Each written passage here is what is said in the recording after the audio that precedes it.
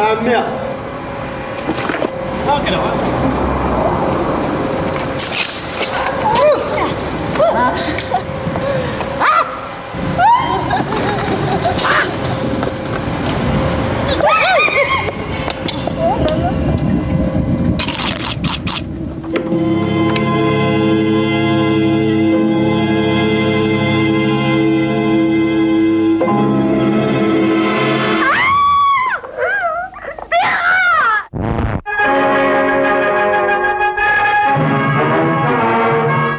Dans la galerie des animaux nuisibles, le rat occupe une place de premier plan.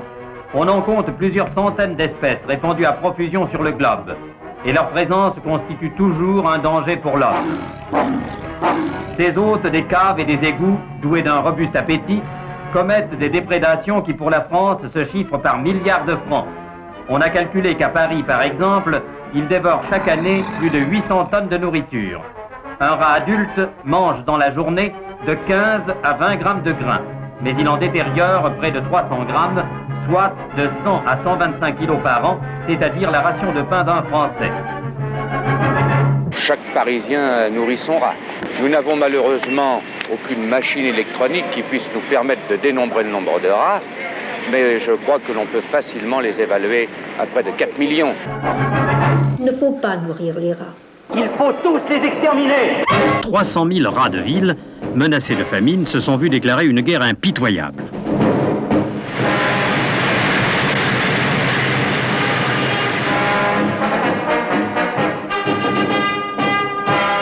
Mais c'est le Parisien lui-même qui doit lutter contre les rats, contre cet envahisseur.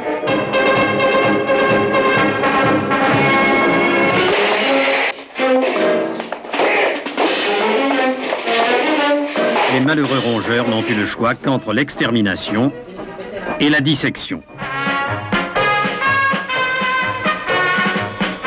Voilà, avec ces images, il apparaît bien, Monsieur Roger, qu'il y a non seulement une action des pouvoirs publics que nous avons vue, mais que cette action doit avoir une sorte de prolongement, n'est-ce pas?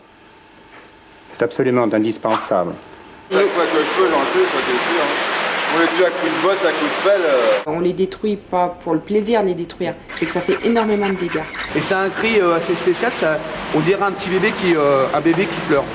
Alors c'est assez stressant comme bruit. Dommage qu'il est pas là, machin, il imite vachement bien le cri du rat.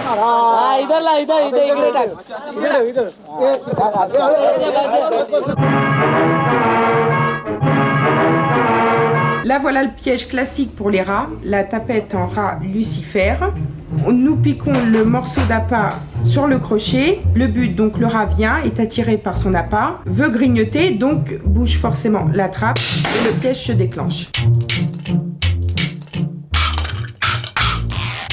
Nous avons l'anaphara qui est comme ceci. Voilà, là c'est une naze et puis maintenant ils veulent plus rentrer dedans, ils n'aiment plus le fromage, on ne sait pas pourquoi. La nasse, la ratière. Et une tapette et puis ils veulent pas se prendre non plus le temps. Il y a certains poisons qui sont très bien faits, qui sont à base de diphenacum avec des anticoagulants, ce qui permet au rat, quand il ingère le poison, il s'empoisonne mais il meurt desséché. Il ne pourrit pas, ça c'est très important. Si le rat perd donc son sang, c'est qu'avec le rack humain, La vitamine essentielle à la coagulation, la K1, est évincée. Dans le grenier de ma grand-mère, j'ai découvert un rat tout plat. Il était mort l'année dernière, empoisonné de morteaux rats. C'était un rat plat. C'était un rat plat. Un rat plat plat. Un rat plat plat. C'était un rat plat. Un rat plat plat. Plat, plat, plat, plat.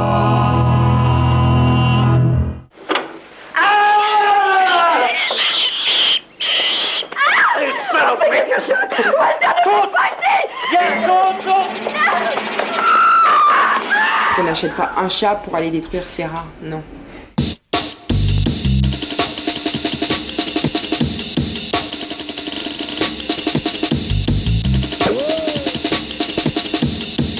Ça le fait fuir et 5 minutes après il revient.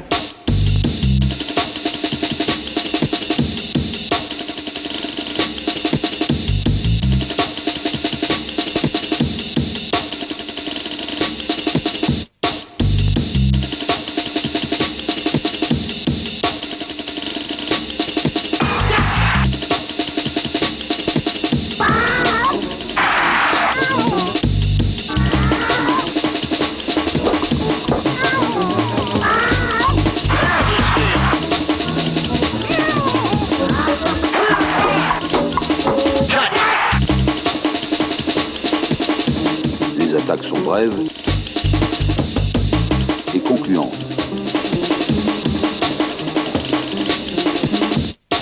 Le rat se bat que très rarement. Il arrive à se gérer de lui-même, à gérer peut-être ses émotions, entre guillemets, sans trop de dégâts. Ce rat, marqué de 4 points noirs, pratique aussi le harcèlement.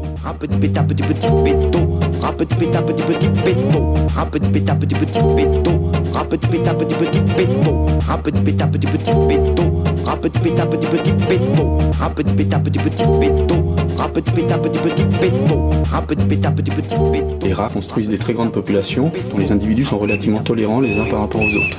L'animal est sympa et gentil et adorable, peut être un compagnon très fidèle d'ailleurs. Tu sais que tu me manques beaucoup quand je travaille tard au bureau le soir. Et il communique avec ses yeux, donc on arrive quand même des fois à le comprendre, et puis il communique avec ses moustaches et éventuellement son nez. Donc des fois, de temps à autre, on peut voir des gens avec leur rat sur les épaules et puis l'embrasser, lui faire un bisou sur le nez. Le rat amène autant d'affection qu'un chat, autant d'affection qu'un chien. Ça peut paraître complètement dingue, mais j'aime beaucoup les rats. C'est tout aussi gentil, c'est tout aussi doux à caresser, tout aussi agréable. Je les aime bien. Tu veux savoir ce que je vais faire? Je vais t'emmener au bureau avec moi demain matin. Nous avons remarqué que plus de 70% de propriétaires de rats étaient des jeunes adolescentes âgées de 14 à 17-18 ans.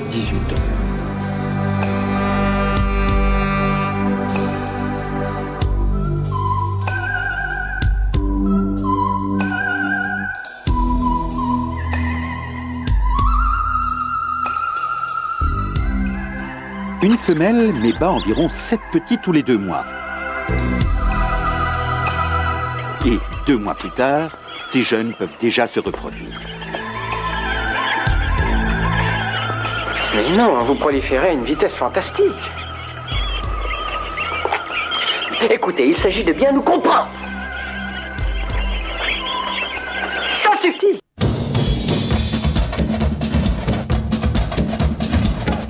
Il existe actuellement plus de 100 souches de rats qui ont été créées par l'homme dans le but d'expérimentation à extrapoler dans l'avenir pour l'homme. Une installation pour une expérience. Sur la tablette, en haut, à gauche, un récipient. Dedans, du fromage. Voyez-vous ça? Il a de la jugeote.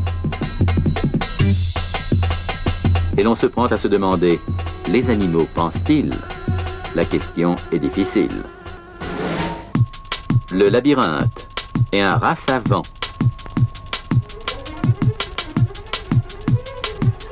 Il se souvient du chemin à prendre.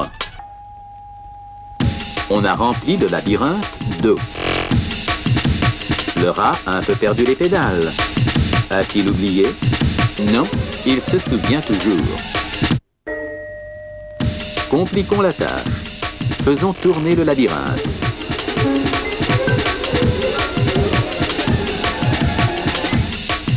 Malgré tout, le rat va vers le but.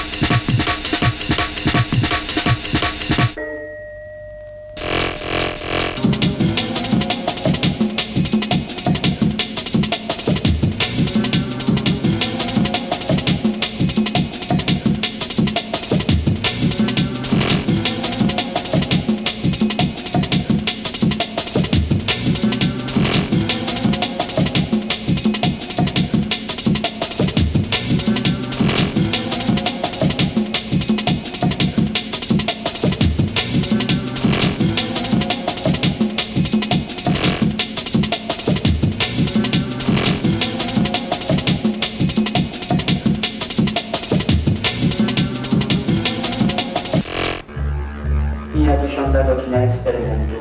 Ciò które znajduje się w akwarium po mojej prawej stronie, w dalszym ciągu pływa.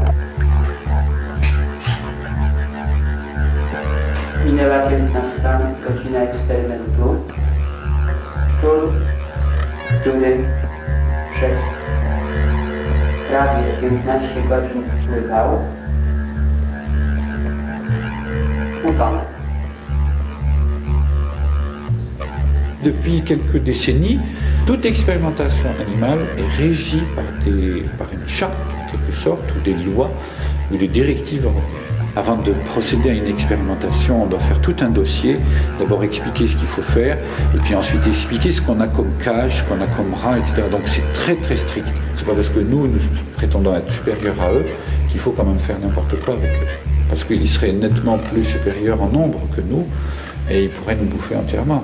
Car il me manquera mon élément plastique, plastique, tic, tic, qu'auront bouffé les rats. Les rats dévorent tout ce qu'ils aiment. Et ils aiment presque tout.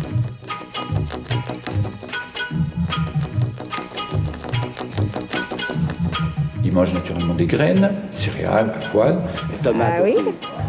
Tomates, les tomates, et puis alors les noix, alors là c'est... Les noix, ah oui, les noix. Ah, ils adorent les noix. Des légumes et de la viande, voire du poisson. Donc c'est pratiquement le même régime que chez l'homme.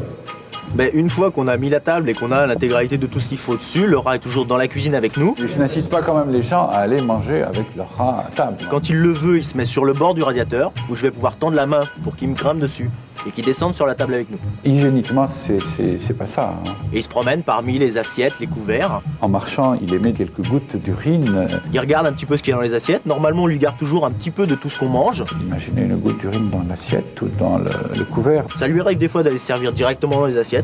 Non, ça fait quand même pas sérieux. Hein. Il nous est arrivé des fois de courir après une entrecôte. Parce que le rat était en train de vouloir l'emmener. Une tranche de foie gras aussi. C'est pour ça que moi je déconseille de manger avec son rat.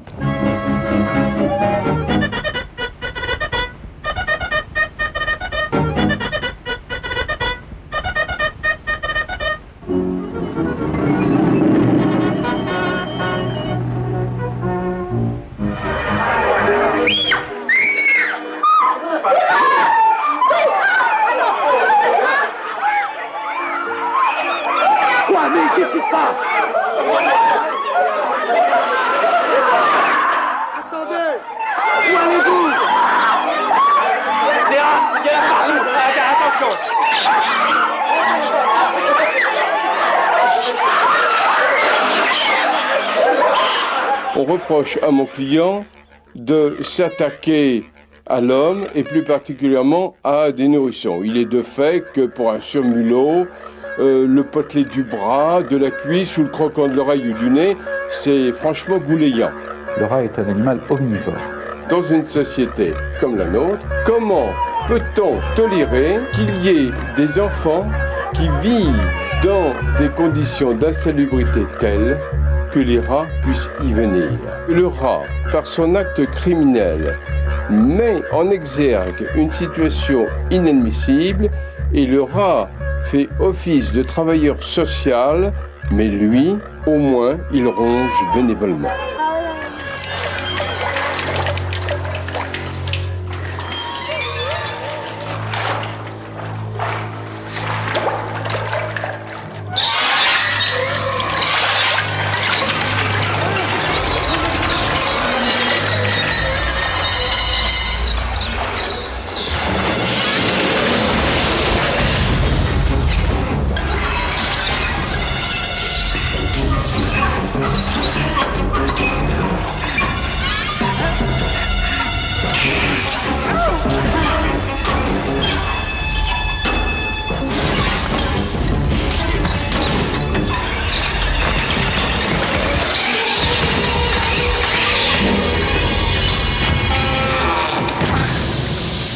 Le rat, ça c'est connu, transporte pas mal d'agents pathogènes, des virus, des bactéries. Il est porteur de certains germes, de streptocoques ou de staphylocoques.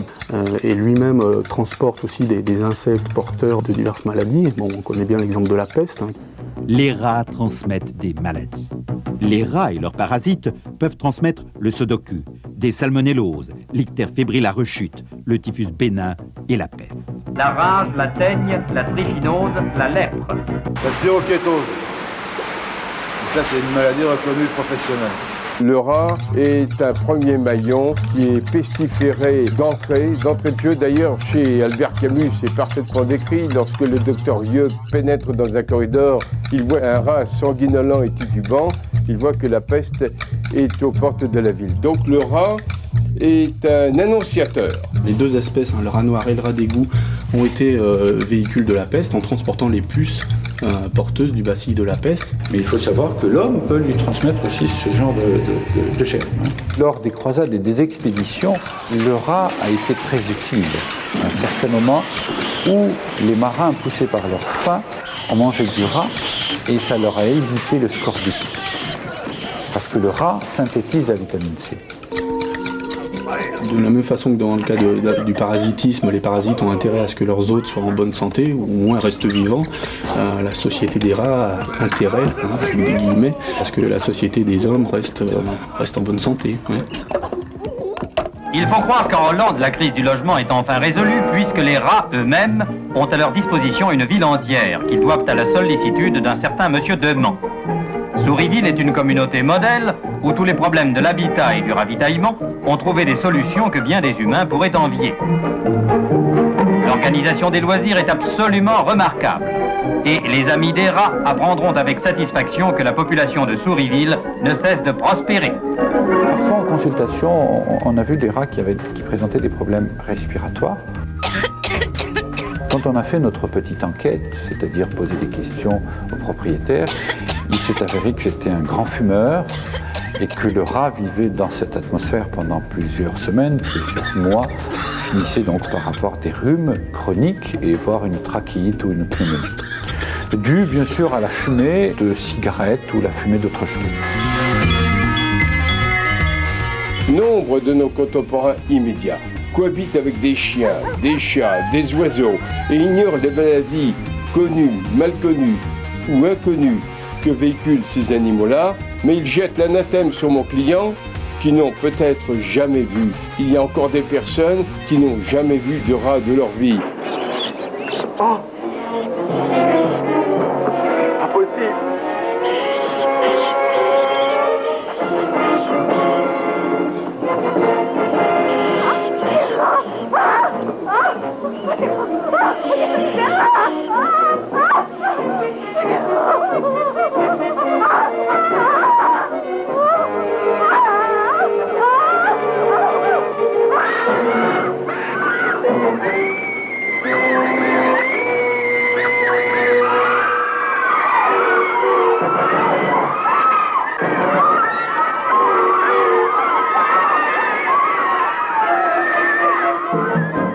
Alors il y a des actes d'accusation subalterne tels que le rat a une longue queue dénudée.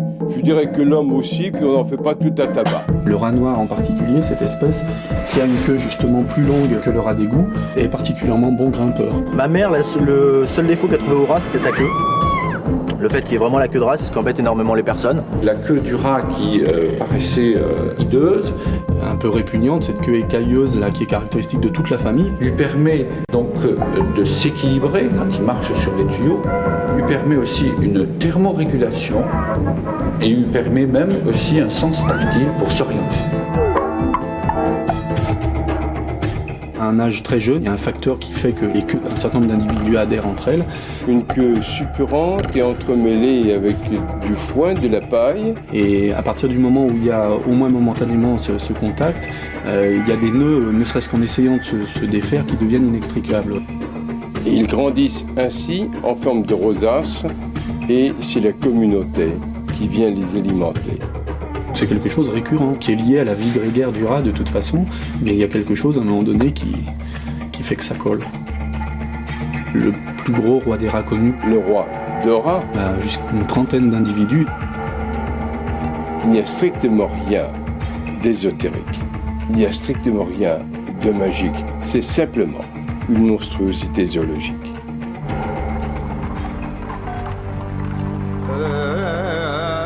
Dans les religions orientales, le rat a une place très importante. En Chine, par exemple, le rat, nous savons bien que c'est le premier signe du zodiaque. Le rat accompagne Ganesh, par exemple, qui est le dieu indien probablement le plus populaire. Le fils de Parvati et de Shiva, cette divinité à tête d'éléphant. Il accompagne aussi un dieu japonais qui s'appelle Daikoku, qui est également très populaire. C'est un homme assis en tailleur avec des sacs de grains autour de lui. Et sur les sacs de grains, il y a des rats. C'est souvent un symbole de prospérité, de chance même. Dans tout l'Orient et l'Extrême-Orient, le rat est un individu tout à fait respectable. Il donne l'image d'une espèce assez rusée, assez maligne. En Occident, on a relégué le rat dans le compartiment du bestiaire maudit. Il est représenté aussi effectivement sous forme de boule au rat sur un certain nombre d'édifices catholiques, avec une signification qui est là plus ambiguë, mais qui est probablement beaucoup plus négative. Il faut remonter dans la mythologie, à l'époque où les dieux étaient pourchassés par les géants, et les dieux se sont réfugiés en Égypte, ils se sont métamorphosés en animaux, et le dieu Pan s'est métamorphosé en rat. Et depuis les premières heures du monde chrétien, la mort de Pan était considérée comme la mort du paganisme, et chaque fois que l'Église a voulu symboliser ce qui s'opposait à elle, elle l'a symbolisé par des rats.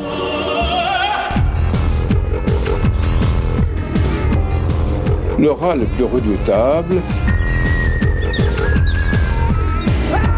c'est celui qui déambule 4 à 4 dans les labyrinthes de notre cerveau.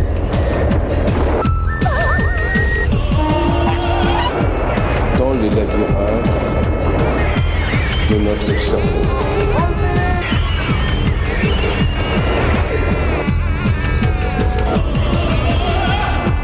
Dans les labyrinthes de notre cerveau. De notre cerveau.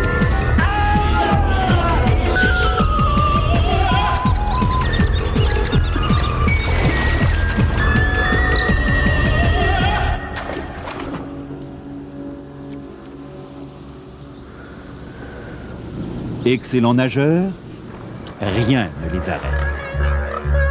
Les rats atteignent toujours leur but.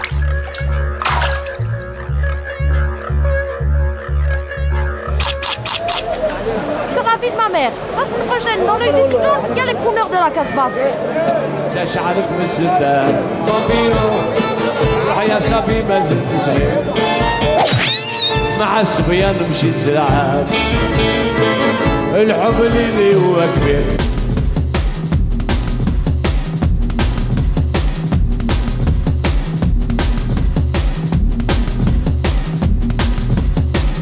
Nous n'avons malheureusement aucune machine électronique qui puisse nous permettre de dénombrer le nombre de rats.